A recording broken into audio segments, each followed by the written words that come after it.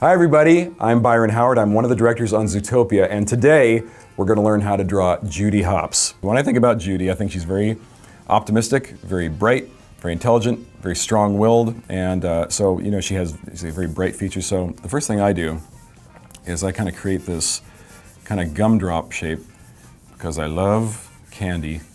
I love food that is sugary. And so I create this little gumdrop shape. See, it looks a little bit like a gumdrop. Here's a gumdrop, for example. Kind of like that. So Judy has kind of a tall forehead, like this. Kind of wide cheeks, like many, many rabbits. We looked at many real rabbits to design Judy. And we discovered they all have adorable cheeks, so we knew that had to be part of her. And then once you get this kind of gumdrop shape in place, I usually put the nose in there, because the nose is a nice anchor point that tells me which way she's going to look. So Judy's looking down to the right. And then once I have the nose, then I can use that to kind of focus these lines that kind of determine where her eyes go. And her eyes, if you think about them as being a little almond-shaped, it makes them feel like they kind of sit into her skull a little bit more, which is nice. These nice kind of lashes. And so again, you see, the very simple gumdrop shape, little tiny nose, nice big eyes. And then she has this cute little teeny tiny mouth that makes her just adorable.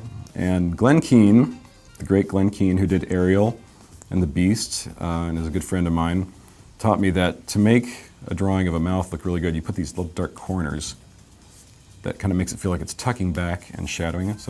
And he was right. Glenn was right. He's always right. Anyway. And from that point, well, rabbits don't look like rabbits unless they have ears. And so usually what I do with the ears is I find this flow from the back of her head. Because it feels good to, especially with Disney characters, to have that flow coming off of the cranium, which goes like this. See, this nice big line, big relaxed swoop, and just coming right back off the jaw. And then if you just imagine that other ear being attached back there on the other side of her head, you can kind of knock that in back there. You can do it nice and rough like that. There's no pressure. Drawing is fun. It's relaxing. It's like meditation. You just relax.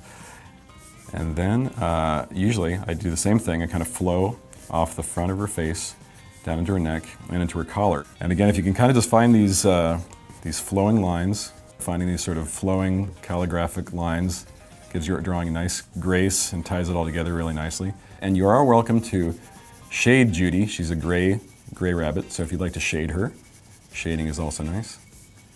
And then she has these sort of beautiful dark ear tips right up there. So if you can do this at parties, you will be so popular, and people will buy you things and be your friend. And then, and usually when you do a drawing, you have to let people know who did it. So I'm Byron, so I'll sign this. Byron did this. There we go. Yeah, anyway, so it's Judy Hopps. Just because you have it up here, you can do. What you're seeing here is I've got a 2D animation desk set up,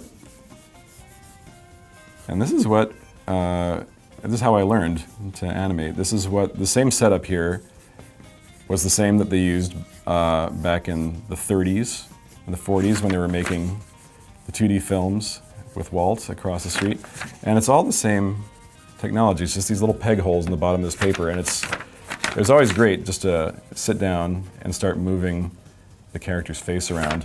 It's like once you have a solid drawing of Hopps, then you can start to play around with her expressions and you can kind of start to squash and stretch things. And our CG animators do exactly the same thing. They start with a solid pose of Hopps in the computer, and then they start building up their keys. And you can figure out how to make her kind of squinch and kind of get different expressions. She can look angry, happy, sad. But that's the great thing, is that all of what we do at Disney, whether it's CG or drawn, has this great tradition of art that's been around at our studio for about almost like 100 years. And so we love that. I love that tradition. I love the fact that every time I do another one of these films, the women and men in our animation department teach me something new, and they keep getting better and better.